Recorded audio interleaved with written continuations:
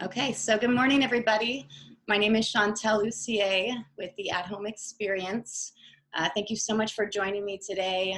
Some of you are able to come on, which is great. It means that during this webinar, between me talking and sharing some techniques and then showing you how to do them, when I unmute you, you'll be able to ask questions as well. So if you're here today, we'll have that dialogue. But also, if you're unable to be here today, or if you just want to revisit it and watch it again, it's going to be available because it's being recorded, right? So that'll be available hopefully next week. Another thank you to the Reflexology Association of California. I'm a member of that association and the liaison director for reflexology education. And because of them, we're able to have that video for future viewing, and you could also share that video. It's free, so there'll be no password. You could pass it on as you choose, okay? So some of you that are here today are, the third Sunday of every month, I do a monthly wellness webinar.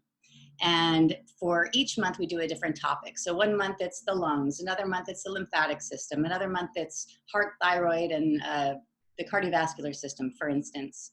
So today is going to be very, very similar. We're going to talk about different wellness techniques you can do for yourself and certainly for your family and people that you're interacting with as you're in seclusion during this time. Okay, so some of those techniques, the main one we're going to discuss today, which I find is the best one for self-care, is reflexology. Okay, so for those of you who are reflexologists or who are part of my monthly webinar series, there'll be some stuff that's repeated, and then I'm going to go a little bit deeper as well. We're also going to do some Daoist exercises. These are internal exercises, and the Daoists have been practicing them for 6,000 years. And can be extremely beneficial, especially if you think about, we're always talking about how external exercise is so important. And right now, maybe you're not able to get to the gym, you're kind of getting your groove on in your house, but there really is, you're not able to kind of express yourself as much, at least those exterior structures. So the internal exercises can be really, really beneficial. It gives your inner body the opportunity. It's like bathing the organs and glands and systems of the inner body, which can, in effect, also help the exterior structures. Okay, so we'll do reflexology, we'll do some Reiki work, or energy work, we could call it, and the Daoist exercises. So a couple things, what brings us together today is what's happening in the world. It's affecting all of us. Someone just came on. I'm going to go ahead and mute you. Welcome. Okay. So I was talking to a healthcare provider, and she was talking about how at this time there's a lot of fear, right? We're really scared. We don't know. There's a lot of mixed information. We don't really know to what degree we're safe. There's a lot of fear that's coming up. We're going to address that. We're going to address the stress that is within us and around us, and doing simple self-care techniques to help with that.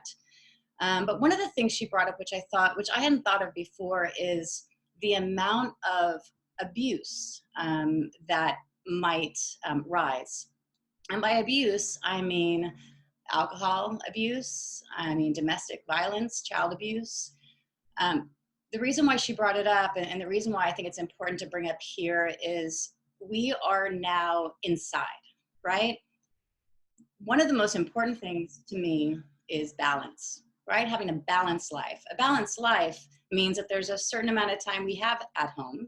There's a certain amount of time we have at work, in social situations, maybe at church or getting together with friends.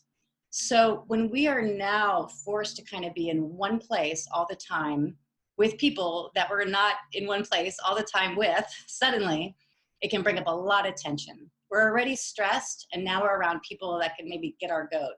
So it's going to be really important to take care of ourselves. I always say it's important to take care of ourselves and each other at all times, but right now in particular. right? You're going to want to be really mindful of your habits, your tendencies, right? Suddenly, I've been talking to a lot of people and they're like, yes, suddenly I'm day drinking. It's like, or suddenly I'm making more cookies than usual. I work at a place called True North Health in Santa Rosa. And one of the phrases and books that was written by the founder, Dr. Goldhammer and Lyle, is the pleasure trap. And right now is like the time for the pleasure trap, right? Suddenly it's like, oh, maybe I'll just have a little wine. It's 10 a.m., but I got nothing else to do. Or, kind of, putting things in our body that are not so good for us. I'm hoping, although this is not the topic today, that some of these self-care techniques can really give you a sense of peace and something to do that is good for yourself. I think it sends a very powerful message when we do self-care for ourselves. Very, very powerful, and it can extend into then what we do and how we participate and what tendencies we have. It could really help that. So before I begin, I just want to say, and we always say this as reflexologists, and oftentimes people that are in reflexology, acupuncture, acupressure, massage, different Eastern modalities say it's an alternative medicine or an alternative practice. I absolutely don't believe that. I think it's a complementary practice. So I am not a doctor. I can't diagnose, prognose, prescribe. I can't tell you what to do, like none of that. But what I can do is offer these complementary techniques. So in addition to what you're doing with, in Eastern or Western medicine, you also have techniques that you have at home to help boost, like we'll do today, boost your immune system, calm your nervous system, and strengthen your inner body. Okay? Okay. So we're going to begin with reflexology. For some of you who are in my wellness webinar, I'll be repeating a lot of what you already know, or if you're a reflexologist, you may already know these things. But I'm going to give an overall, because there's a lot of people here today that aren't experienced with it. Okay? So reflexology, how it works. There are reflexology points in your hands and your feet, and they correspond to every part of our body, right? There are also these micro maps all over the body, right? There are maps we can read, like iridology, right? Someone can look in your eyes and say, oh, your pancreas, your spleen, your liver, something's going on, right? Also acupuncture, acupressure. There's a mini map on your nail. There's one on your colon, on your teeth, on your face, ears, right? So I often like to say it's like we're this incredible fractal. We have all these ways into our inner body. So learning techniques where we can address those maps can help stimulate that relaxation response inside. Okay, so in reflexology, it's an exact map of the body, right? So here are my hands. We're going to do hands and feet today. If it's an exact map, that means my right hand and my right foot are going to be the right hand side of my body, and my left hand and my left foot is the left side of my body. So that means at the very top of the fingers is top of the head, right? The brain. As we work our way down into the belly of the fingers, we get into facial structures. You curve down under the belly of the fingers of the toes. You see the sinuses. You curve around the back. You see the jaw, the teeth, the occipital ridge. And the base of the fingers is the neck. Okay, so from here to the base of the fingers is all here. Okay, it's an exact map of the body. As you go down, and this is, you see that? Yes. This is my left hand. This would be the ball of the foot, or we'll call it the ball of the hand. These are the metacarpal heads, or the metatarsal heads are on the ball of the foot. This is your breast, chest, lung area. Okay, this is my left hand. So if my heart is right about here at this size, this is mostly where we're going to see the heart reflected. As we move over towards the lateral or side of the hand, we're going to see the lungs, right? And then we're also going to even see the shoulder right under that fifth digit. Reflexologists who continue to deepen their practice and the map continues to evolve and deepen, we can even access, oh, hello, welcome. I'm going to go ahead and turn off your video and put you on mute. Okay, good. Welcome. So those structures, we could even, like an old map might just say shoulder. Nowadays, we could say subscapularis, infraspinatus, deltoid. We get very deep within there. Welcome. Now, so if this is your chest, breast, lung on the left-hand side, that means on the right-hand side, you have the same, just a little bit of the heart, right? Because the heart is a little bit on the right-hand side. And then you're gonna see chest, breast, lung, and the shoulder. So an exact map. Next down is our diaphragm. So our diaphragm, and it kind of looks like it, in the feet, you'll see it here, right? This is the diaphragm, and this is the diaphragm, okay, on both sides. If this is the left hand, the organs that are on the left-hand side of our body at that level are gonna be the stomach and pancreas and the spleen. On the right-hand side, we're gonna see the liver, large organ through there, and the gallbladder. As we get to the base, we see small intestines. And because it's an exact map in our body, if you were looking at somebody, there would be small intestines, right, the guts. You're gonna see ileocecal valve on the right-hand side of the body, ascending colon, transverse colon, descending colon, sigmoid colon, rectum, and out. Around the base, we see reproductive and lower lymphatic, okay? So that generally is the map. Again, if that is unfamiliar to you, you can go to my website and actually look at the map, look at the feet, and see what everything corresponds to. Or the other map that is very basic and easy to read is the Eunice Ingham map, and that's spelled Ingham, okay? So that's the map of the body. Now, oftentimes people will ask if it's the same as acupuncture or acupressure. It's similar, but it's not the same at all, okay? So in acupuncture, they're dealing with the meridians, right? The energy pathways that travel throughout our body, which means that an acupuncturist could put in a needle here, here, here, here, here, and get back to the kidney, for instance. In reflexology, you could think of it more like endpoints. There is one area on this side that we're doing the right kidney and the left kidney. So it's just the endpoints. It's not energy because we're dealing with the nervous system. The best way to describe the nervous system and how it works is spinal cord brain, okay? When you apply pressure to any area on your hands and feet, it sends a message at lightning speed through your inner body, spinal cord brain. The brain decides if where you're pressing is in danger or how to respond to that. There was a gentleman called Charles Scott Sherrington, and in 1906, I think it was 1906, he discovered the Nausea Scepter. So our body is a series of sensors, receptors, reflexology points, and the Nausea Scepter is the pain receptor. It's the same receptor that if you are barefoot and walking along and you step on something sharp, it goes, again, always, the nervous system is spinal cord, brain. Brain decides, is your foot in danger?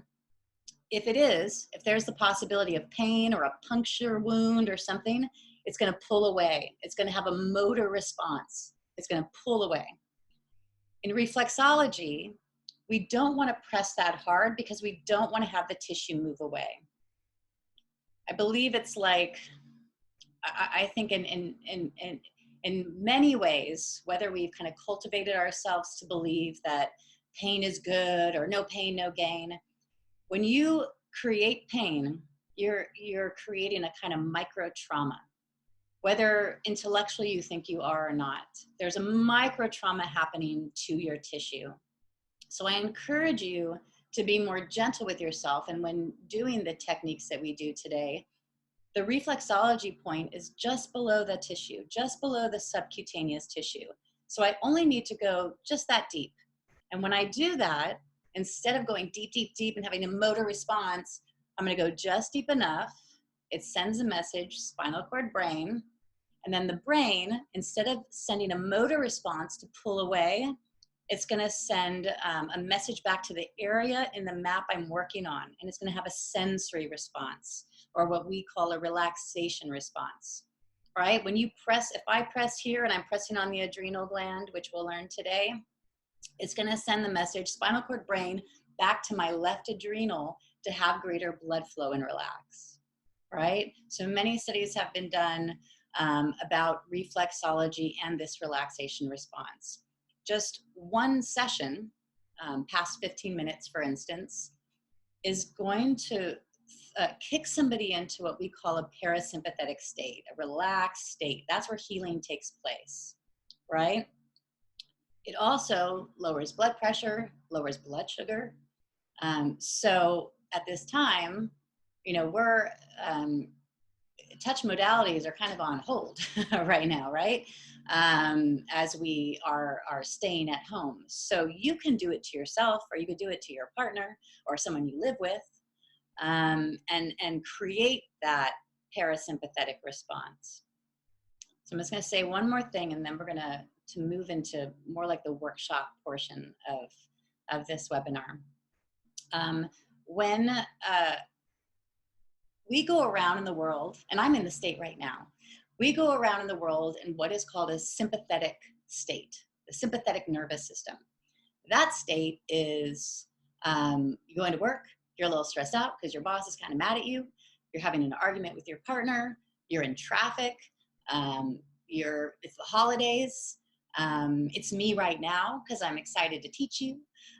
It's an elevated state, right, where the body is producing more cortisol, adrenaline. It's really, it's excited, or it's mad, or it's experiencing some kind of sense of unease, right, elevatedness. It's called the fight or flight response.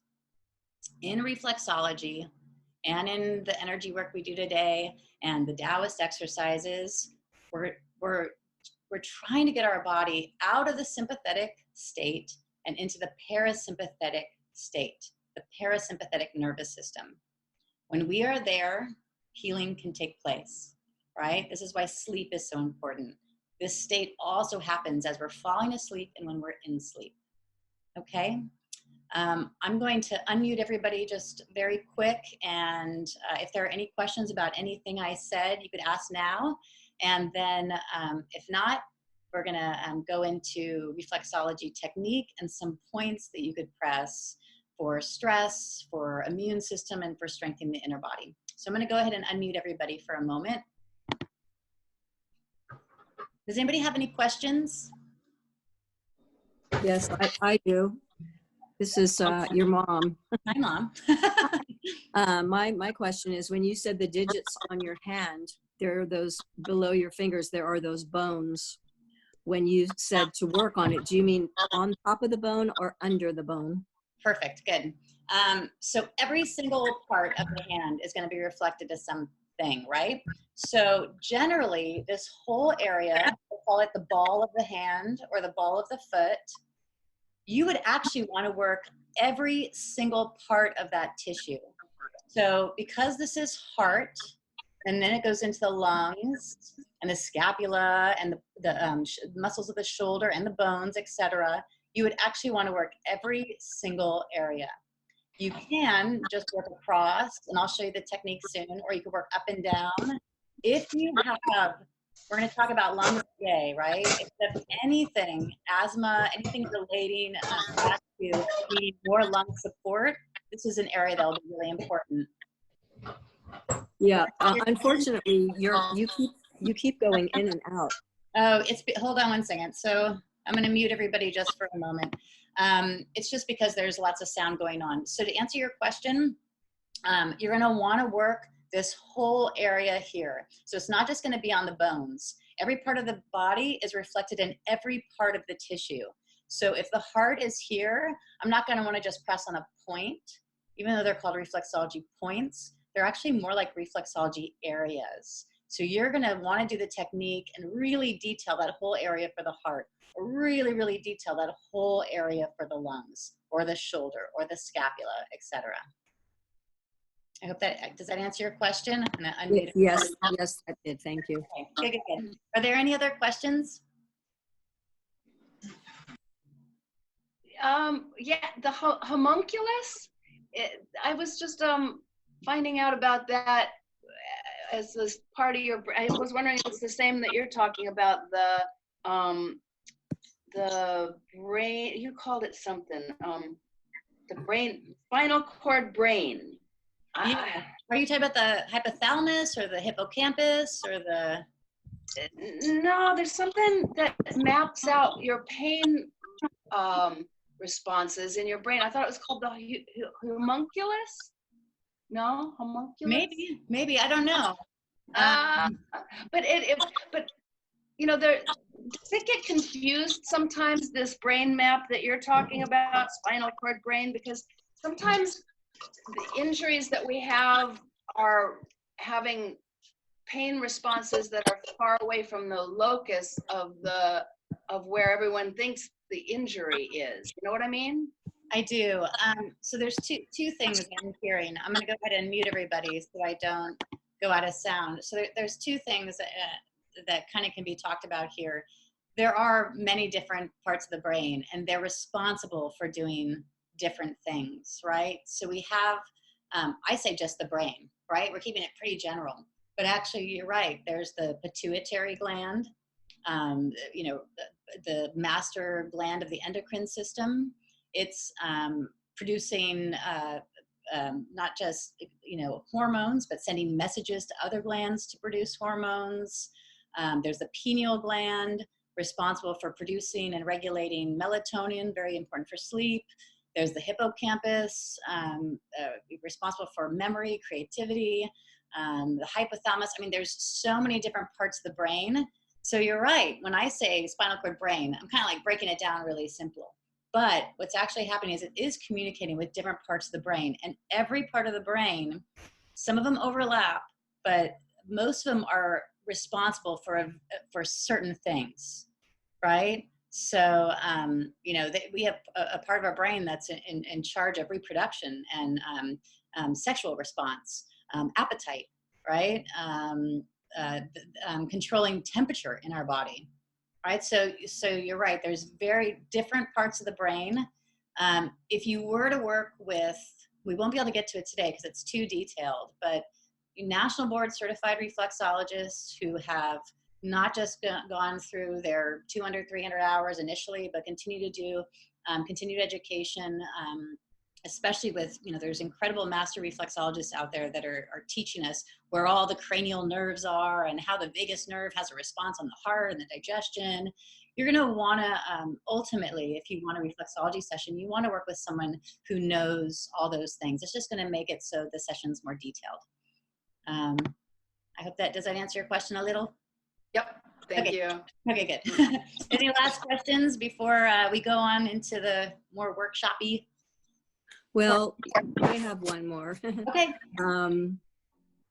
My screen keeps going off, and I have to keep tapping it to get you back on, which is a little bit discerning because I might miss something. Yeah, what I would suggest you doing, it looks like you're on an iPad. Sometimes if you haven't touched your screen in a while, it just falls asleep. Oh, okay. So I would say I'll just keep touching it. This every once in a while, just touch your screen. Okay. I didn't know you Got it. Thank you. Yeah. Okay, I'm gonna go ahead and mute everybody. Mute. Okay. Okay, so we're gonna start with reflexology. We're gonna do 4 reflexology techniques, and then several points to help strengthen the immune system and then also help with the stress that is going on within our body. Okay, so we're gonna begin with the adrenal gland. Adrenal gland, as I mentioned before, are like fight or flight buttons, right? There are 2 little adrenal glands and they sit on top of our kidneys, right? So they're right about there. So our adrenal glands are in both hands, right and left adrenal, just above the kidneys, and also in our feet. So what you're gonna wanna do, and actually, you know what, we'll do this point, and then I'm gonna actually go to the techniques, and then we'll return back to the points. But the adrenal is going to be, we're going to be using a technique that is just pressing in and holding. So how I like to teach it is you hold your hand up here, So you could just, as if you're waving to me. And this right here, this is the thenar eminence, really pouchy. Right below the thumb, right in the center, is where the adrenal gland reflexology point is. This is my left hand, so it's my left adrenal. I'm gonna just take my pointer finger here, and as I press into the tissue, I wanna make sure as I press in, and I'm holding the back to keep some support, it's gonna relax the same time. When I relax my hand, it makes it so I go a little bit deeper into that tissue. The reflexology points, while they're all underneath the tissue, some of them are a little deeper or more superficial. So this one is a little bit deeper. Technically, it's not exactly that it's deeper, but that there's more tissue here you have to move through. There's also a little bit of a muscle that's highly developed here because we use it so much, especially right now with all our texting. So getting through that more dense tissue, you have to relax the hand, okay? So again, it's as if you're waving, you press in and you just relax and hold. And I always hold for 5 seconds. Okay, and then you always do the other side, pressing in, relaxing, and holding. So I'm in the tissue there, and I'm holding for 5 seconds. And that's the adrenal gland reflexology point and how you do a pressing in and holding, okay? The other 3 techniques that we're gonna do, and then we'll do points for those techniques, are gonna be thumb walking, finger walking, and a hook and back up, okay? So in thumb walking, and like I said, for some of you, this is repeat information, and for others, you might be hearing this for the first time. In thumb walking, we're just moving at this joint, right? So if you were to practice on your hand, I'll practice on the top here so you can see it. If I was practicing here, I'm going to hold the bottom of my hand, or you could rest it on your lap if you're sitting, and you're going to just bend the thumb just enough so you're almost to the tip. In that way, you create almost like a straight line between your wrist here and this joint.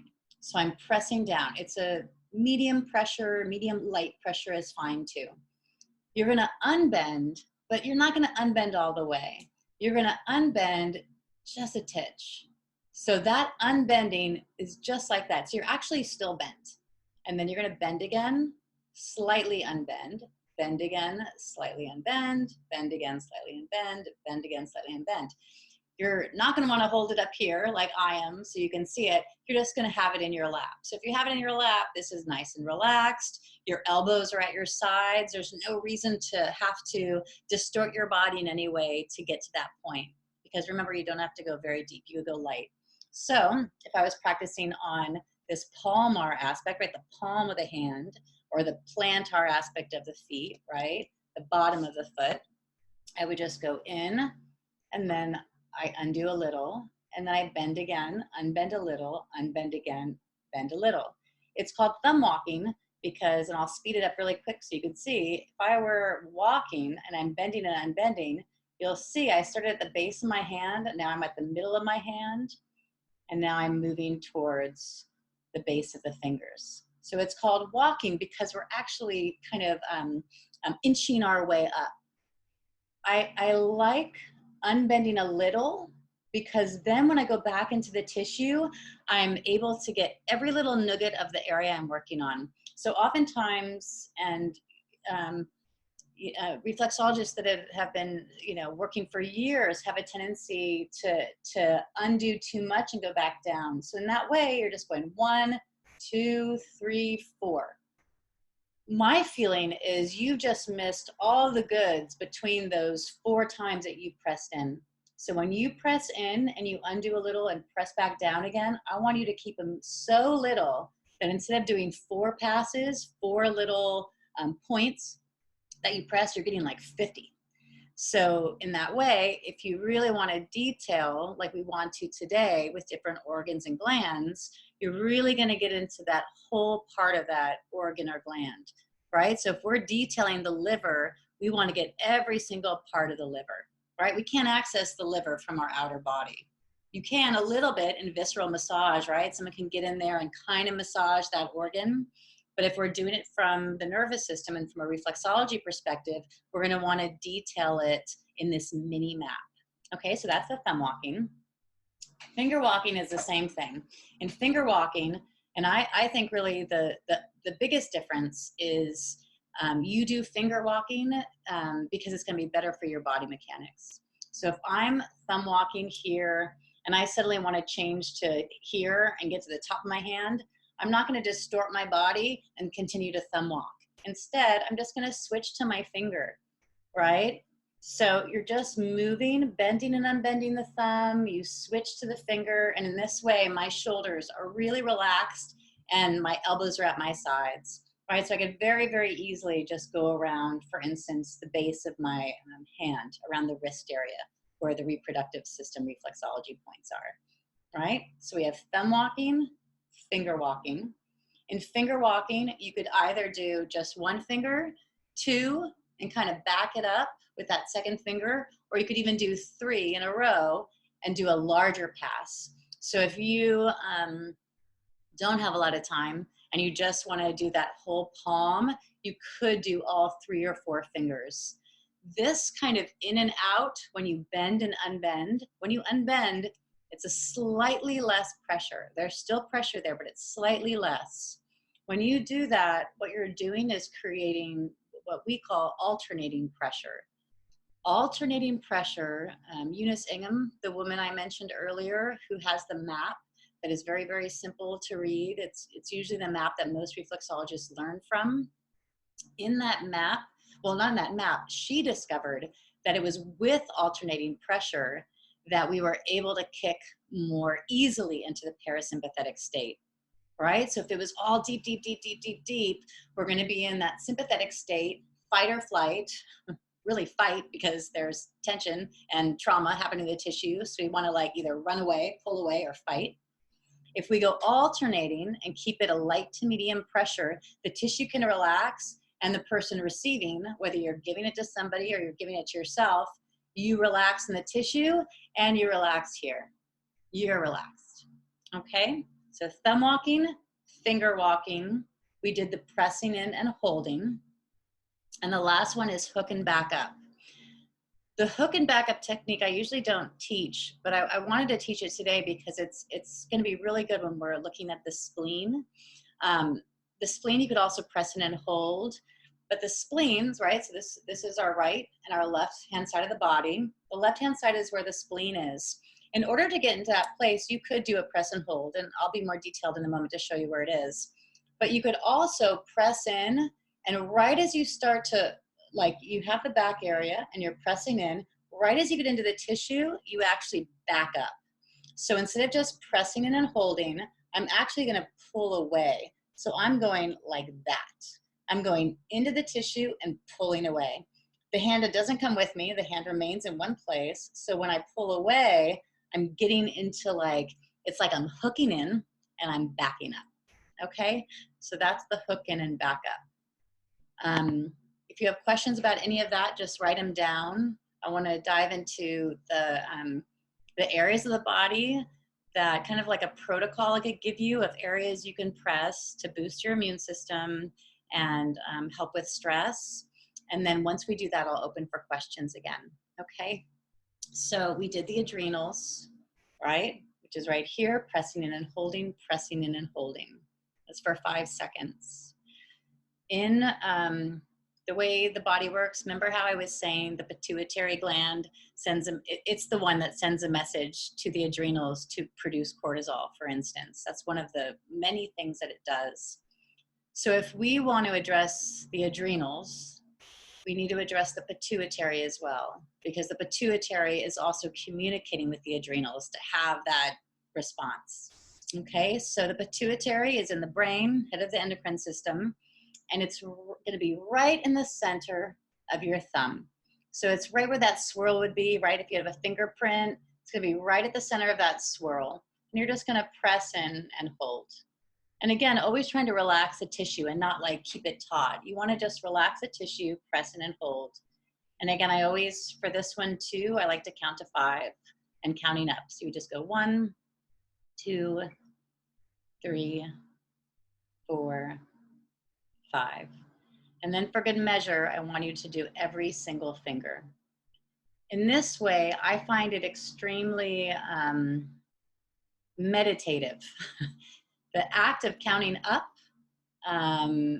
is very relaxing anyway, very contrary to counting down, which is like 5, 4, 3, 2, 1. Instead, you're gonna go 1, 2, 3, 4, 5. The reason why I do all fingers, and this is going to be maybe complementary, it isn't always reflected in all the maps, but remember how I said the brain is the tops of all fingers and brain structures are within? Oftentimes we only focus on the big toe or the thumb. I want you to focus on all the fingers, right? I often say it's like we're this 10-headed dragon and we have to get to the brain in all 10 fingers. So you're going to count to 5, then for all the fingers, 1, 2, 3, 4, 5, 1, 2, 3, 4, 5, 1, 2, 3, 4, 5, 1, 2, 3, 4, 5. The act of doing this, now that you've just done adrenals and you're doing pituitary, you now have like a minute where you're just counting and resting. I also suggest that when you press on these reflexology points, that you're in a relaxed state, you're sitting down, you could even be lying down, and your gaze is lowered. You could close your eyes as well, but usually a lowered gaze kind of puts me enough in a place where I'm with my inner body and able to work on the points. Okay? So the next area is the thymus. Oh, let me just show you really quick. So adrenals, remember I said here, pituitary center of the swirl. In the feet, the adrenal it's a little bit different for everybody, but you'll feel it when you get it. It's usually very tender. It's the one part of the foot, oftentimes when people are just receiving foot massage, they're like, ooh, do that area in there. There's usually almost, even if you like kind of flex the foot, you could almost feel like a bump in there sometimes. That's your adrenal gland reflexology point. Between the second and first digits, down, this is the ball of the foot, it's down just a little bit more, usually right about at that level. So it's not yet midfoot, it's between midfoot and below the ball of the foot, right, which is the diaphragm line, and between the first and second digit. You'll find that it's usually on either side of that tendon. And again, I encourage you just to, if you're flexible and can put your one of your feet in your lap up on your thigh, or even just if you're sitting on the floor or lying in bed, you could just have it so it's closer to you. You could usually find it best that way. So that's the adrenal. Pituitary, just like the fingers, in the center of the big toe, and you could also reflect it in all the toes. Again, always counting to 5 to calm your nervous system. So the thymus is really important for our immune system. Oftentimes it's kind of written off like, oh, it's, most important like in birth and in adolescence, because it's helping the youth. But as you get older, it's like dead, it dies, you don't need it anymore. That's not true. In my opinion, and this is even, you could think of it like, people that have organs that are no longer there. There's that idea of the phantom organ, or even just scar tissue that still can be present even when an organ is removed. The thymus is still going to be really, really important. It's important for immune function and for our endocrine system, right? So the thymus, we'll show it in the feet first. So the thymus, at the level of the base of the toe is where you'd see the thyroid, right? The thyroid is right here. It's that little butterfly gland with 2 lobes up here. As you go down, just so you know, the thymus is right through here, right? It's in between the lungs. So the thyroid is here. As you come down, that area is the thymus. So oftentimes where you might see a bunion, right? Or it's kind of sticking out because that first metatarsal head is kind of going out that way. That's at the level of the thymus. So you're going to be able to thumb walk over that area. You could thumb walk in any direction, up or down, side. And in the hands, you would do it at the exact same kind of bone area, right? Now, the thymus, this is the area that I've used for years. There's a gentleman called Dr. Manzanares, and he's a medical doctor, actually, in Spain, but he's also a reflexologist. And he does incredible work, incredible studies. And so I often, when he has points that are different from the points I know, I always do them for good measure. Because I love and trust his work. I've been in his classes many times, and the work he does and the points he press and the responses it has are very, very powerful. So for him, he just works with the feet. His thymus is actually between the first and second digit and down, between the first and second metatarsals. So, oh, someone just got unmuted. I'm going to go ahead and mute you. Da-da-da, mute. Okay. I'll unmute you all really soon for questions. Okay, so the thymus then, it's not in the hands, his point, but his point is slightly different, right? So for good measure, if you're working with your hands, do the thymus here, do the thymus here, and then for good measure, on both sides, we'll do it here. Now, while there's one thymus or one pituitary, one pineal, one spine, things that are centered to the body are always reflected on both sides. So yes, we have left and right adrenal. If we have one spine though, we're gonna have the left and the right side of the spine. We're gonna have the left and the right side of the thymus, okay? And pituitary also, both fingers, okay? So that's gonna be the thyroid. I mentioned, and this is something that, you know, we're reading about or nervous about, is, you know, it says in the news, we all are seeing so many contradictory statements of what to look for. Again, the healthcare provider that I was talking to said, you know, everybody's like, if you have a cough, like, be wary, you could have it. But actually, like, it's a very specific kind of cough, right? But also, if you have some kind of compromised immune system, or you know, your lung support, or you're asthmatic, or you have something going on there, you just want to take greater care. And if you don't, still take greater care. So this kind of goes beyond, even though the topic is us coming together to help, well, two things. Really, it's like we're in our houses and we want something to do and we want to take care of ourselves and each other. But also, all of these things we could do regardless of what's going on in the world, right? Every day, when we go back to work, when we go back to all our social interactions, all the more reason to continue with these techniques, right? And it'll only take, and we just have a few more, these 6 points that we're doing today, you can do every day for all of eternity to help for your immune system and your stress levels, right? And if you have been in my classes or my webinars, you know there are other kind of protocols you could do if you have other concerns. I mean, again, not a replacement for your medical care or your medication or anything that you're doing. It's just an addition, right? A complementary practice you could do in addition to what you're already doing. Okay, so the lungs, really, really important for blood and gas exchange, right? And by gas exchange, I just mean oxygen and carbon dioxide.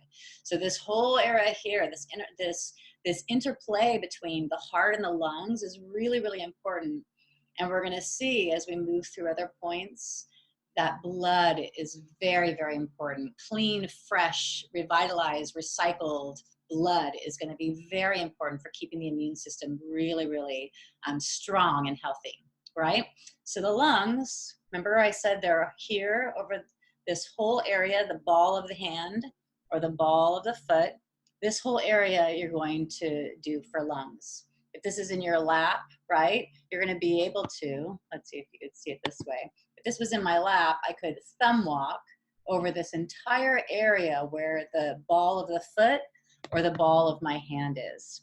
I like to go in this direction, but if I really want to detail this lung area, if someone has asthma, for instance, I would go up and down and up and down and really detail that whole area, sending greater blood flow to that area, right, through this reflexology map. So for the lungs, you're going to be going through there, and you're going to do both sides, right, because there's the left and the right side. Okay, The next one, there's just going to be 2 more, and then I'm going to open for questions, and then we'll move on. So the next one I love teaching because it's really easy. We're not using actually even the techniques that we just did. And there's also no need in any of these points that we're doing or areas. You don't even have to use lotion. Reflexologists, it's our like national standard that we generally, you don't use lotion.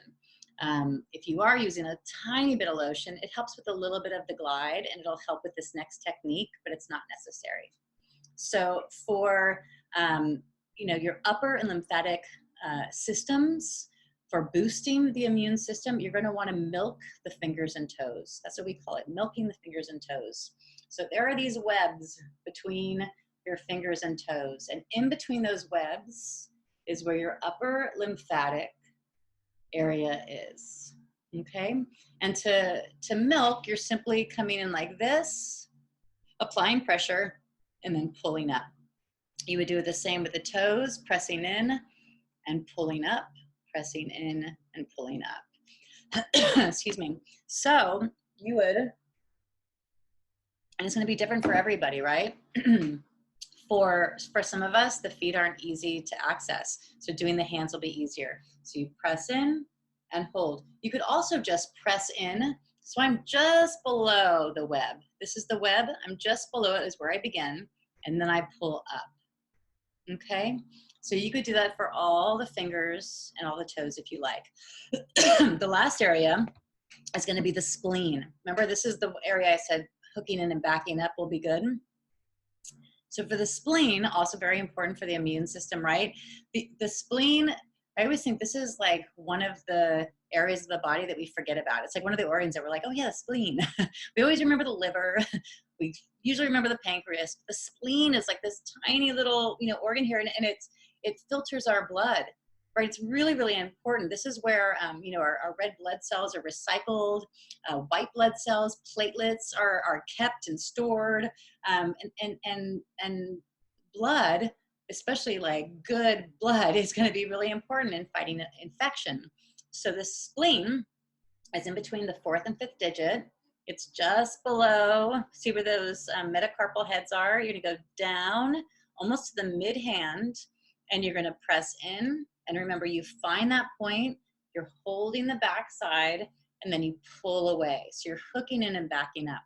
And it'll be the same with the foot as you would hook in here and back up. Hooking in and backing up can get really, really deep, right? Because you're getting into a point and then you're pulling away. So you're kind of moving the tissue out, and it can be a little bit, it can be a little bit painful. So to remember what I said earlier about not inducing a pain response, you could just go to a medium level and then pull out, okay? And that'll be for your spleen. Spleen is only on one side of the body, the left-hand side, so you just do the left hand and left foot.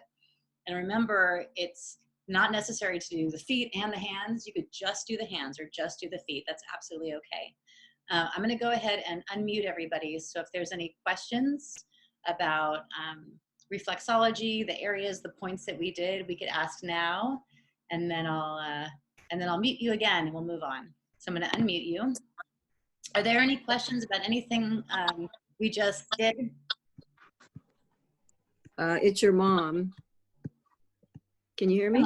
Of course. This is not about anything you've been talking about, but when you sipped that liquid, your lipstick got on the side of the thanks, right Mom. side of the mouth, and it looked really strange. That's so cute. Thanks, Mama. Well, it's a mom thing. Hey, Mom. Yeah, I've been drinking a lot. I'm drinking a lot of water, right?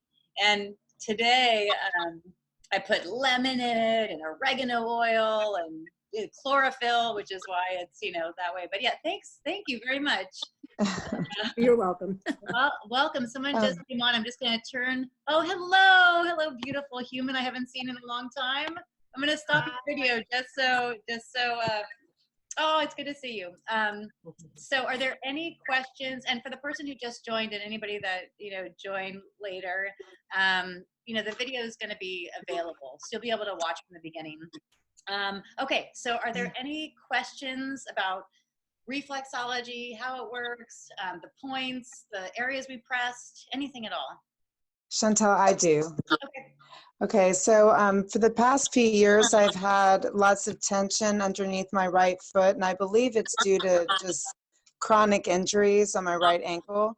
And I had to look up these areas, but my pain is between the medial and lateral plantar.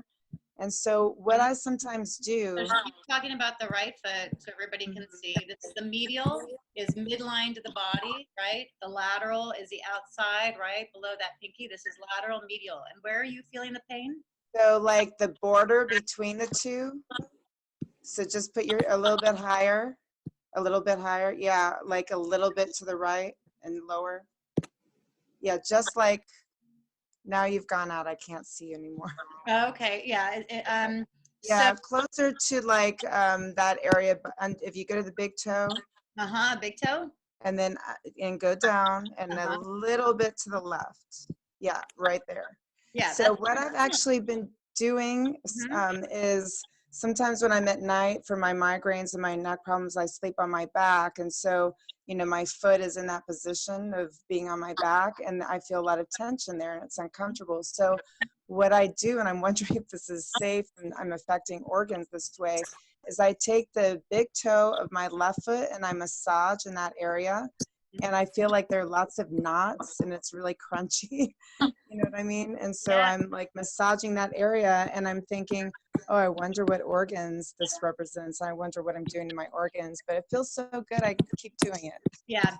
All right. I'm just gonna mute everybody for a second so I could respond to this. So as we know, the area she's talking about, right, everybody, she was talking about it's between this side and this side, below the big toe and a little bit in. That's your adrenal gland reflexology point. So sometimes with any organ or gland that is on both sides of the body, when we got two of them, sometimes one will be more taxed than the other. So sometimes people will feel that area that you're feeling, will feel it in the left and the right side, an equal amount of pain. But more often than not, and you'll feel this in your hands as well, there'll be more pain on one side than the other, which is not a problem. It's a very natural function. It just means that one of your kidneys or one of your adrenal glands is working a little bit harder at that moment in time. The adrenals are very overworked, right? Like I said, the adrenal is the fight or flight. It's you wake up in the morning and you're stressed out about your day. You got to get your kids ready for school. You don't have time to cook, but now you're running late. You got to get in the car. There's traffic.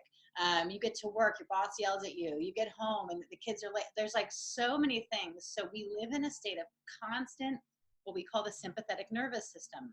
So it is no surprise, and you're not alone in this, that so many people are experiencing pain there. Sometimes it's not even pain. Sometimes it's just like people won't even realize there's sensation there. But if someone starts rubbing there, or if they roll their foot over a bar or some kind of like little massager tool or whatever, they're like, oh my God, it's really intense in there, or it feels good when it goes deep. The adrenal gland in the feet and in the hands can take a little bit more pressure. And I would encourage you, because we're dealing with a gland that is fight or flight, that's what it's meant to do. It's gonna love you getting in there. I would encourage you, continue to get in there, that's good, but then also add being with it in a very gentle way. Because I'd rather you kick into that parasympathetic state and soothe yourself instead of just like getting in there, right? I often think of it like deep tissue. People go to a massage and they're like, yeah, get in there, just, tear me up. And people say the craziest things are like, just, cure me, get rid of the pain, dig in there, I don't care. What often will happen, besides their tissue pulling away the whole time, and I personally believe that one shouldn't go that deep, but that's just my personal belief. Oftentimes what will happen after that great deep tissue massage, or after really, really, really digging into that area that you're talking about, is a day later, 2 days later, 3 days later, you're back to tension, right? The area that they worked on in your shoulder is back. The area in your foot is back. So if we can all be with ourselves in a gentler way, I just think there's going to be, I know for myself anyway, that things will heal more instead of just like perpetually having to go back. Does that make sense? Does that answer your question? Yes. So you're basically saying I can continue to massage that area, but just a bit lighter. Yeah. Well, if it feels really good for you, I say get in there. There's, in my opinion, that is absolutely fine. There is a time for going deeper as long as you're not creating pain. If it feels good for you, then absolutely do it. And then also find a way to be with it more gently as well. Oh, as well, in addition. Okay. Yeah. Thank you. You're welcome. Any other questions? Okay. Whee! I hope this means I'm being clear. I want to be really clear. Okay, I'm going to mute you all. Mute. Okay, so that was the reflexology portion, and we have a little bit more time, right? So there's some more things. Oh, you know what? I just want to do one more thing actually with reflexology, and then we'll move on. I promise. So stress, we just very generally did adrenals and pituitary, which is like the hub. You want to do that for sure, but also stress affects the body, right? Stress affects different parts of the body. So I'm just going to teach you 3 more little points, okay? Jot them down or revisit the video. The way that we handle stress or where it is housed in our body is different for everybody, right? Some people get headaches. Some people get tummy aches, right? Some people hold their jaw, clench their jaw. Some people hold onto their breath, right? And they kind of trap their tension in their chest and solar plexus. Some people carry in their lungs and their shoulders and their neck, right? There's a level of tension there. So just very quickly, because I do want to move on to the other stuff, but just very quickly, for stress, if you're somebody that when you're stressed out, clenches your jaw, this is the area you'll press. The jaw is reflected just below the nail, okay? The most important one will be below in the big toe and the thumb, below that nail. You will just thumb walk in there. You can also create like a hook, and with this bone, right? This is the joint where it bends. That bone is pretty strong. If I were to, like I'm opening a bottle cap, if I hold on to my thumb and I put that bone to the corner of my nail and I twist the bottle cap so that this bone is going from here all the way across to there, that will also help you to get in there. It's going to go deeper than if you were just thumb walking. Also, if you are not a reflexologist and you can't get in there as deep with the thumb walking, doing this technique of this kind of bottle cap opening is going to help you really get in there. I'm a total clencher. I got a popping, TMJ. That's definitely an area I go to when I'm stressed out, right? And during this time, it's like there's the stress of the world, and then there's just the stress of how that affects our little microcosm, right? Which it can be affected in many ways. So you could do that on all your fingers, right below the nail. Because this is a large enough surface, whether you're using this bone or you're using your thumb walking, you're gonna be able to get the upper and lower jaw. There are ways too, we don't have time today, but there are ways also to put your finger and get that, the pterygoids that are in there, and also release it from that way. But we're gonna stay in reflexology land. So, so you're gonna do that on all your fingers, and you could also do it on your toes underneath every nail.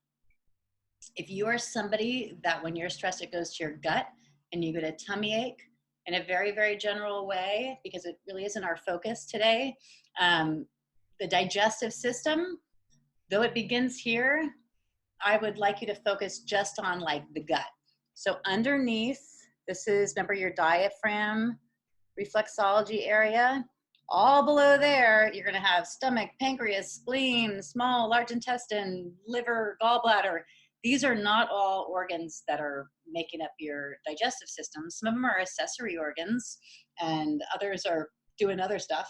But I would just say, if you get digestive issues because of stress, from here down,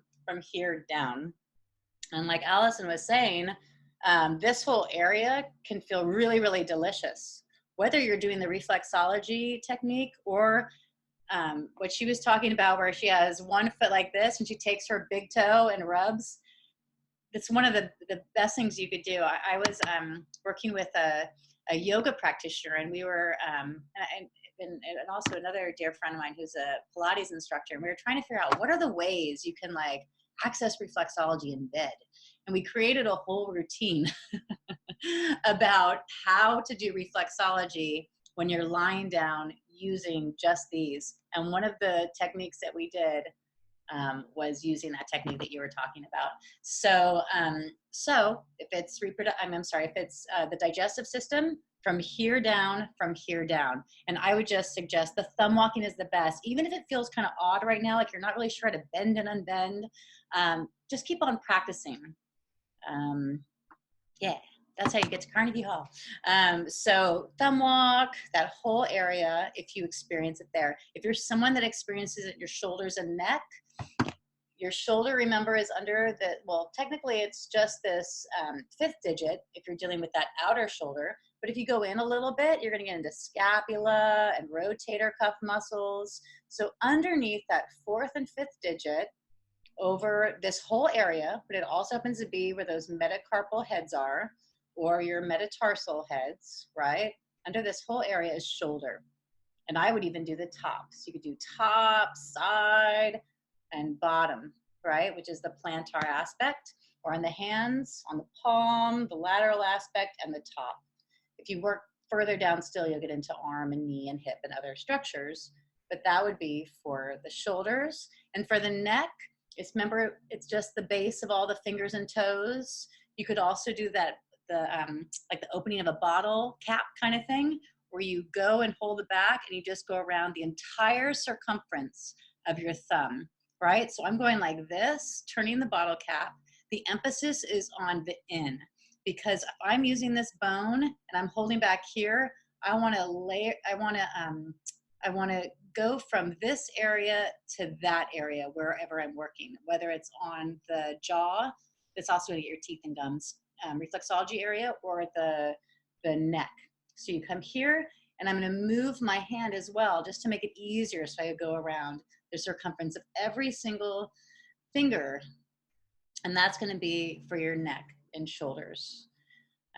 There are other, things that affect us all differently as far as stress goes. It affects other parts of the body too, but I think those are the main ones. So just to add that as well. So the next thing I wanted to do is in all the webinars, I always introduce at least one Daoist exercise. And like I said before, it's like these exercises have been done for thousands and thousands of years, 6,000 years, right? And the Taoists believe there's a level of tension that is always in our bodies, right? But if that level of tension outweighs the level of ease in the body, we get disease or dis-ease within the body. So we want to bring down that level of tension and experience more ease. So this is a breathing exercise. It's bone breathing, actually. And the reason why I chose bone breathing in particular for today is the bones, specifically the bone marrow, are really, really important for fighting infection, right? Just like we were talking about with the spleen, it's the same thing. In that beautiful, bone marrow, this is where the stem cells are, right? This is where they can become red and white blood cells and platelets, and like the goods are in the marrow, right? So we're going to do bone breathing today instead of just breathing. Also, I really like the idea of focusing on something instead of just breathe. Like, breathe, just relax. It's like when someone tells you to relax, you're like, yeah, right. There's no way I'm relaxing now. So bone breathing for me is like, my intention is a little bit more, I'm a little bit more alert, and I'm really excited about the fact that I get to focus on something, and it's not just me breathing in and out. Okay, so in bone breath, and we could do it together kind of, but it'll be easier to try later because most likely you're sitting down right now. Now, in bone breathing, the best place to be in would be lying down, okay? Second best would be sitting, and third would be standing. Now, lying down is best because you have less level of tension within your body. If you're sitting down, you're having to use your, we have postural muscles, things that keep us erect. If you're sitting, you're using your scalenes, which are postural muscles, right, in the upper body. If you're standing, you're using your glutes. Those are postural muscles if you're standing.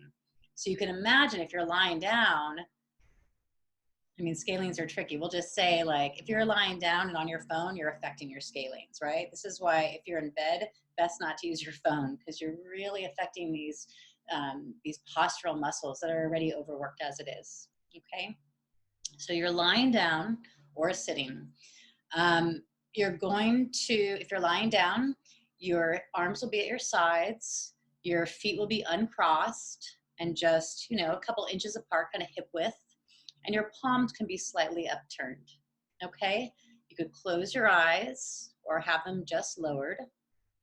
And the first thing you'll do is you'll inhale. And as you inhale, you imagine all that clean, fresh, beautiful, energizing air coming into the body. And when you exhale, you're letting go of all the toxins and things you no longer need. Then what you're going to do when you inhale and exhale is you're going to be feeling or envisioning that air coming in specifically through your bones. So how you're going to do that is you're going to begin with your right leg. So when you inhale, you're going to envision the air coming through your toes, your feet, lower leg, upper leg to your chest. That's one inhale. And then as you exhale, you imagine it going chest, upper leg, lower leg, foot, toes. You're going to do that 3 times. So we inhale, toes, foot, lower leg, upper leg, chest, and then exhaling, still imagine all those toxins and bad air, right? All the air you do not need going down the right leg. You do that 3 times. So last time is inhaling through the toes, the feet, the leg, the chest, and exhale, chest, leg, foot, toes. And then you're going to do the left leg. So again, inhaling through the toes, the foot, the lower, the upper leg, and the chest. And now you exhale, chest, leg, ankle, foot, toes, and out. 3 times, inhaling through the toes, the foot, the leg, all the way up to the chest, and exhaling what you no longer need, the toxins, bad air, and out through the toes. Next, you're going to envision it using your upper limbs. So when you take in the inhale, you envision it coming through your fingers, your hand, your entire arm, chest, all the way up to the head.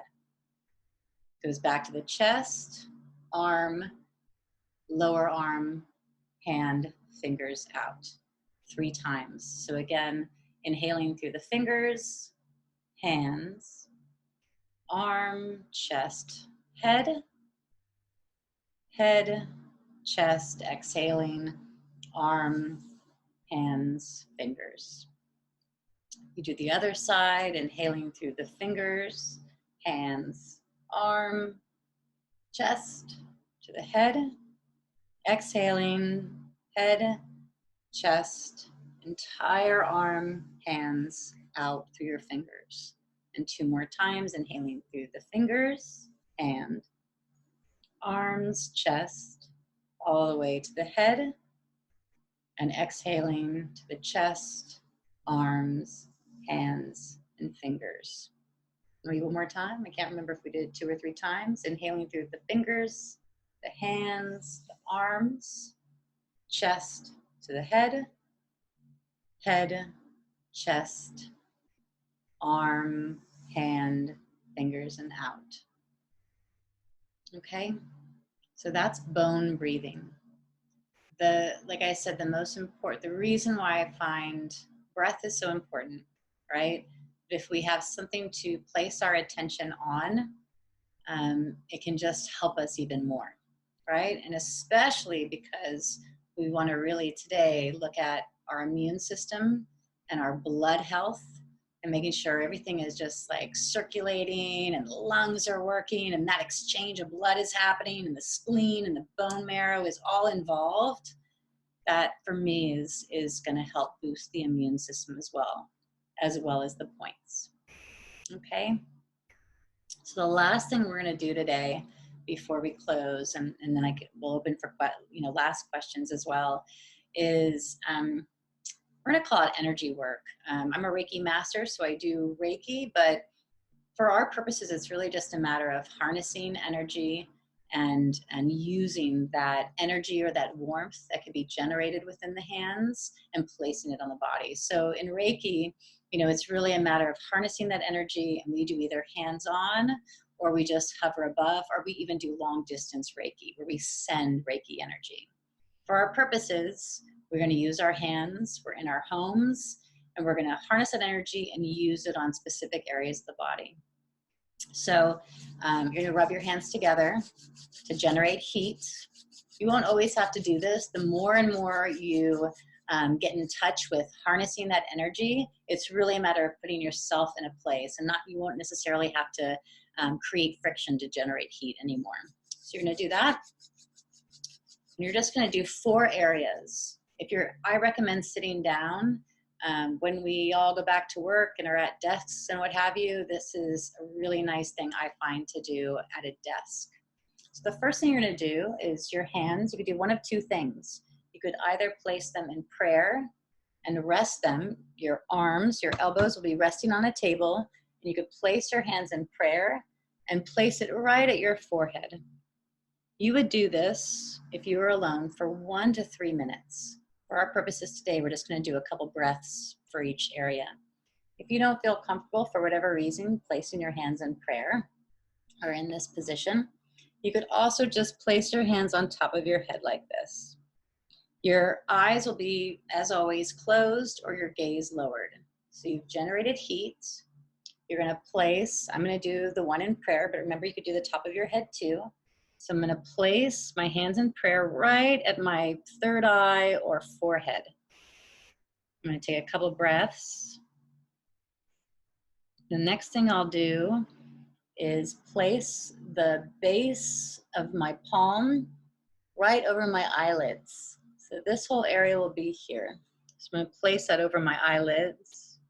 I like to feel the weight of my head and the weight and heat of my hands on my eyelids. If you don't like that, you could create cups and just block out the light, right? Because we use our eyes so much, whether we're working on our phones, watching movies. I mean, there's so many, we are constantly overusing our eyes. This is an opportunity to rest our eyes. So if you were doing this alone, you could do it for 1 to 5 minutes, but we'll just take a couple breaths.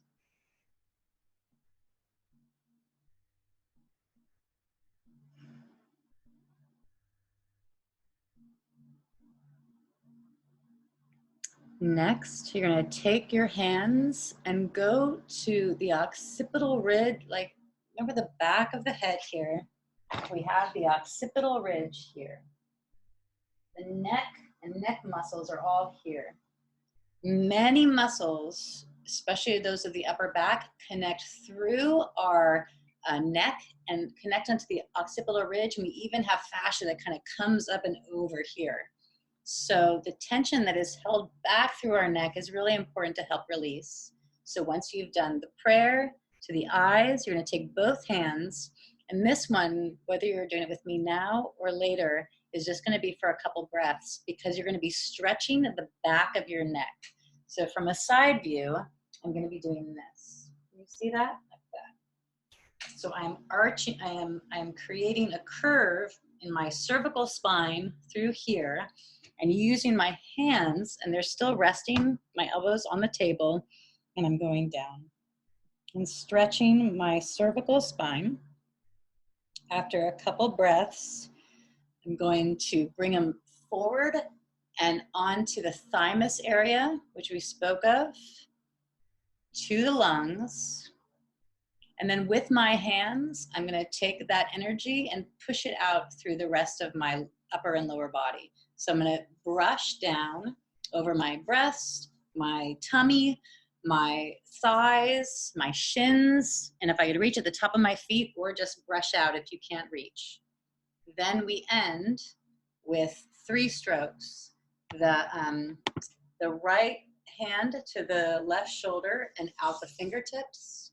Other side, out the fingertips, out the fingertips. So it's just 3 times, left, left, or the other way. And then with the left hand to the right hip, I brush all the way down. My right hand to my left hip, brush all the way down, and then one more time, brushing all the way down.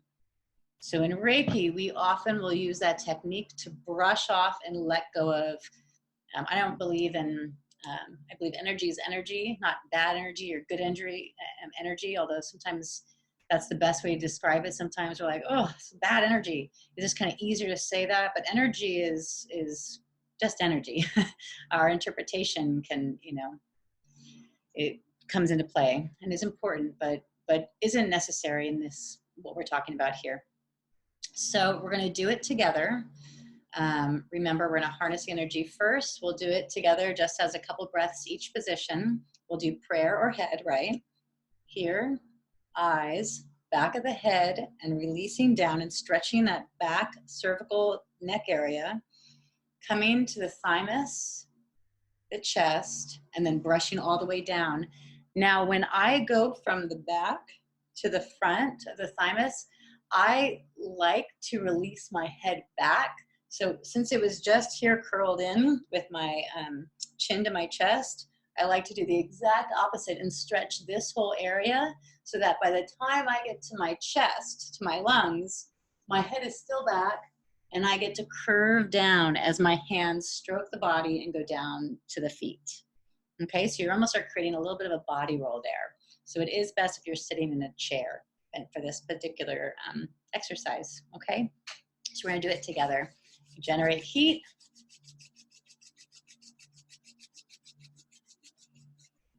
And either to the top of your head or to your third eye, take a few breaths.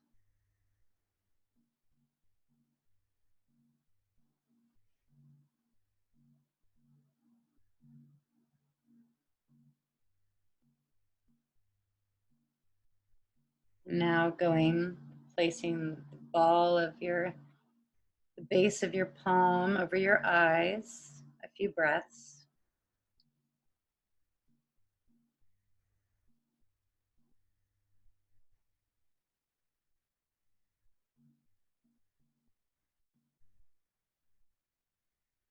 And the back of the neck, release down, chin to chest, and stretching your cervical spine, the back of your neck.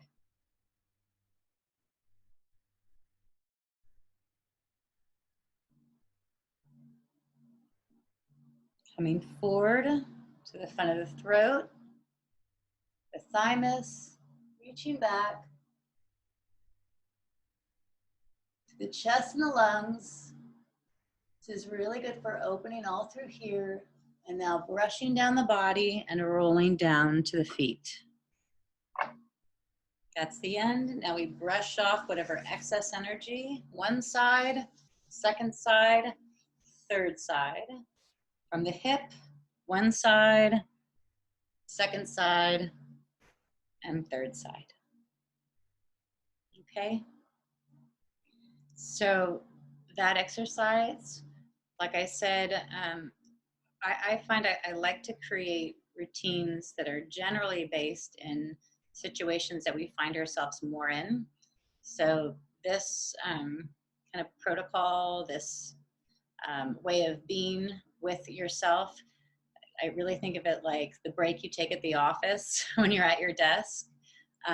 So if you're at home and you have a chair and a table that you could be at and just do this for yourself 1 to 3 times, this resting of the eyes is so powerful. You could do it at any part of your day, and I encourage you to, especially because we're so in our phones and overusing our eyes and the eye muscles so much. So I'm going to go ahead and unmute everybody. So if there are any questions, you could ask them now. So you're unmuted. Are there any questions? Chantel, I have a question. Okay. Or actually, yeah. Does it help to think positive about each one of our glands? For example, you know, specifically the areas that you mentioned while doing this exercise?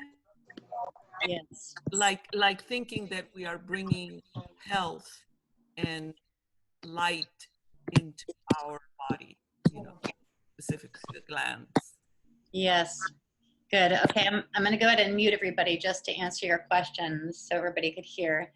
Yeah, it's a really good question. If those of you didn't hear, I know there's exterior noise because there's a lot of people on. So so if you didn't hear her question, she's asking if it's also helpful to include positive thought and energy while we're going to these different places. For me, the short answer is yes. The longer answer is it kind of depends on who you are and how you think about positivity. For some people, it can be a real block to think like, oh, positivity, like not everything's positive. And there's a kind of like internal backlash to even just trying to force ourselves to be positive. I don't see positivity like that. And generally, when I'm doing any kind of breath exercise, meditation, envisioning light coming in, light going out, you know, like all those kind of things, I personally, I don't think of it as positivity per se, but I like to envision, and some of you might already know this, I like to envision my cells really, really healthy and dancing. So when I'm doing anything, even if I'm like kind of calming my inner body, I like to envision that heat kind of going in and like just dancing, like kind of getting its groove on, right? Dancing, they're doing like little, you know, swing numbers inside there and really like seeing it just coat my whole inner body and go into all the areas of my body. For me, maybe because I was a dancer when I was young, maybe that's what it is I have to envision movement. For me, movement is healing, right? Like disease or dis-ease in the body can occur because of stagnancy. So if we are not stagnant in an exterior way and also in our internal environment, that is what helps me the most. If you're somebody that you just love bringing in like positivity and light and rainbows and color, some people are really responsive to color. Bringing in color can be really, really powerful. People who know the chakras and the colors will like bring in beautiful white, purple, you know, blue. Like they'll use those colors to help charge them up and make them not make them feel positive, but it'll have a positive effect. And I know, you know, you're in my monthly webinar series. We talked about Louise Hay at the not the last one, but the one before that, when we were talking about the heart and the positive impact of just like stating an affirmation. I think the only reason why I like there to be more options is because some of us have a little hitches, right? Even in this prayer position, right? That could bring up a lot of like stuff from childhood and religion and what we believe. And so I believe that whatever you're doing, whether it's a breathing exercise or a meditation or whatever it is, if there's anything that comes up in your mind of like, oh, this just doesn't feel good, I don't believe in whatever, then do this, right? If you believe that, you know, forcing positivity is not a good thing, then envision color. If you like to get your groove on, then your cells are dancing. So use your intuition and find your own way into being inside your inner body. And that kind of visualization and being inside We didn't have time today, but there's, a great meditation. It's a Daoist exercise. It's called the North Star meditation. And you could do it with candlelight and sun and moon and other things. But it's really a matter of like getting in and letting that light soak you. And then also being aware enough that you're like, ooh, I got a darkness around this area. Oh, I got a darkness kind of in my left hip. Like there are these areas of our body where we actually could almost, the more we're inside of our bodies and checking it out, right? We got a little Zoom cam in there and we're checking out all these parts of our bodies. We can see the areas that are stagnant and yeah, I mean, I'm going on and on, but yes, send positivity, send light, send moon, send water, send thoughts, send beautiful words, whatever gets you there. For me, it's the dancing cells, but for whatever gets you there. Does that help? Yes, very much. I love it. My dancing cells. Yay. Whee! Okay, are there any other questions? I was just wondering, for the last exercise you did, or we did, the energy with breathing. I know I came in late, but does it matter if you're breathing in through your nose or your mouth and exhaling through the nose and mouth? Do you have a preference or anything like that? I personally just do the nose, at least for this one. I'm gonna mute everybody really quick. Yeah, I personally just do the nose. I know that there's a lot of different stuff out there about like breathing in through the nose and out through the mouth. I personally just find the nose for me is best, but I'm also very similar to what I was saying before about positivity and light, whatever you feel. I think much like how we kind of respond to getting a diagnosis or what somebody tells us, how we choose to respond to that and our intuition is key. So if you're doing that exercise and you find you breathe in through your nose and you find that your nose isn't able to let go of the toxins in the same way that your mouth is, then by all means open your mouth and let it go that way, because the most important thing is your intuition and your imagination. And I mean, this, we don't have even time for this conversation, but it's like the power of the mind, right? If your mind is forcing yourself to do just the nose, but you feel like the toxins for whatever reason leave your mouth because of whatever blockages maybe you've had here, that it just like releases it in a cool, awesome way, then you have to do it that way. You have to. Does that answer your question? Yeah. Okay. That's great. Thank you. Thank you, honey. Any other questions? Well, Chantel, this is Pat. I'm just wondering, well, I suppose on your webpage I can find out, but just for a quick know-how, do you have one-on-one sessions with people on video like this, and for specific like pain issues or health issues that people are going through? Yeah, good. Okay, so I'm going to mute everybody just because there's lots of noise. So if you guys didn't hear her question, she was just asking if I do similar things like one-on-one sessions. I've always done one-on-one sessions either via phone, video, or in person. Generally, my phone and video has been restricted to certain times, usually Wednesday, Saturday morning. Like there was always certain times that I would offer. Right now, I'm in a field where I'm not able to go to work, right? One of my jobs is completely closed, right? And my other job, I may be able to go to once a week to teach a class and do a couple, kind of further distancing kind of things. I'm not able to give massage right now. So right now, the main thing is Reiki, long distance Reiki, because so much of my practice is about integrating different wellness techniques.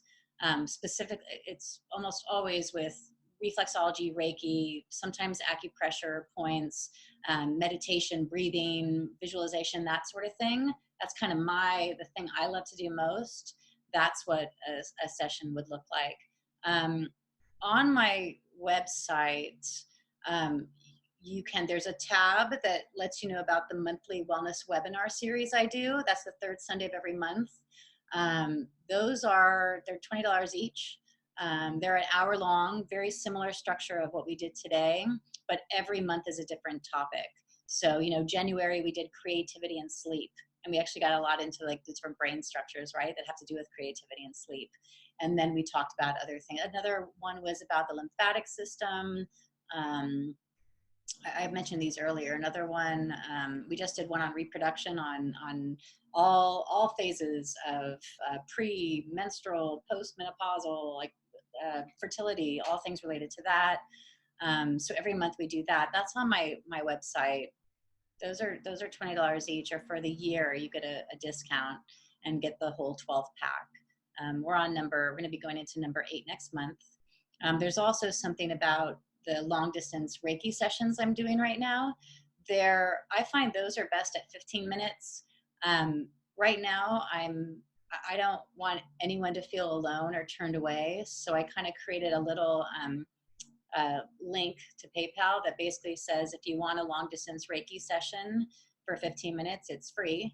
And if you can give a little bit of money, you know, up $5, $10, $25, there's a little thing for that. Just so if people feel they'd like to contribute something, that's certainly lovely.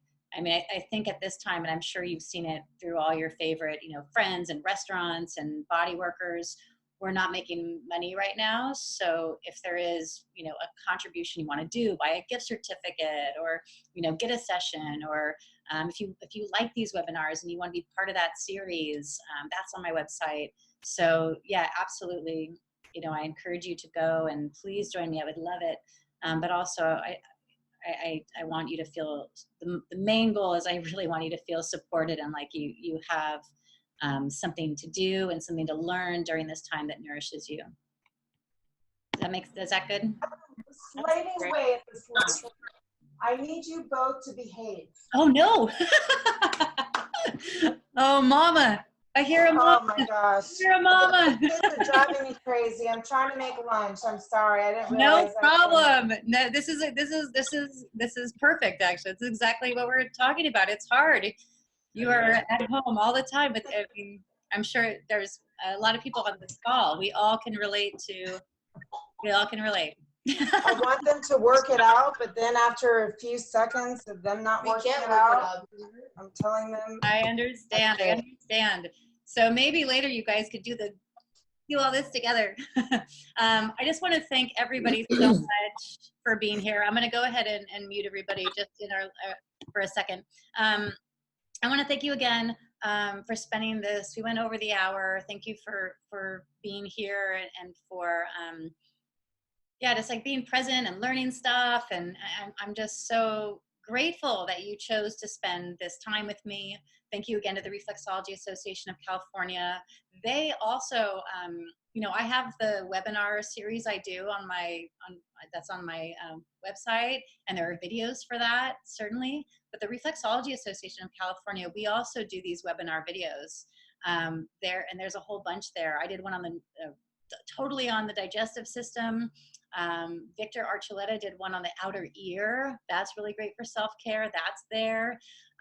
There's one on marketing for entrepreneurs. There's one on gentle touch for babies and kids. We just did one on fertility. There's a whole library. That website is reflexology-ca.org. So in the California, so reflexology-ca.org. There's a webinar library. You could go there, go to my website. I have a ton of free stuff also. You know, I have a YouTube channel. There's a whole bunch of free videos there. If you just want to like help with the techniques that we're doing, learn more points, and don't hesitate to reach out to me, right? If you want to reach out to me, if you know my phone number, text me. If you know my email, email me. If you don't, if you go to theathomeexperience.com, which is my website, theathomeexperience.com, just contact me through my contact page, and that'll push to my personal email, and I can respond to you. And I'm here to help you in any way you want, whether it is you want a session, or you just have another question, or something came up after this webinar. If you need help at all, I'm more than happy to help. And just thank you so much. Thank you for coming today, and have a beautiful day. Thank you. Thank you. Thank you. I learned. Thank you. We love you. We love Love you. you. I know all these beautiful people. Some I haven't seen, and we're on different coasts. I feel so grateful to like see faces and names, and it's really very cool. Very, very cool. I really appreciate it. I'm really glad. Once I have this video, I'm gonna put it on, the Facebook and this, that, and the other. You can watch yourself or share with people. That'll be a fun video that you can share on your own. The only thing is, I don't have good internet. It's not very fast. So it might take me a hot second to figure out how to get this video a little quicker than I'd like. But the minute I have it, I'm going to put it, in Facebook and in my email, the e-blast, so you could share it and watch it again. Okay? Okay. Thank you. Okay. Thank you so much. Thank you so much. Bye. Bye. Bye. Mwah. Thank you. Bye. Thank you. Bye. Bye. Bye. Toodles. Toodles.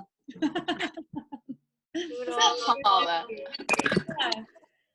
Yay, yay, yay. All How right. do I do this now? I know. I know. I'm going to end the meeting for everybody. Have a beautiful day.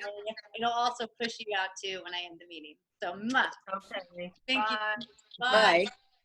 Bye.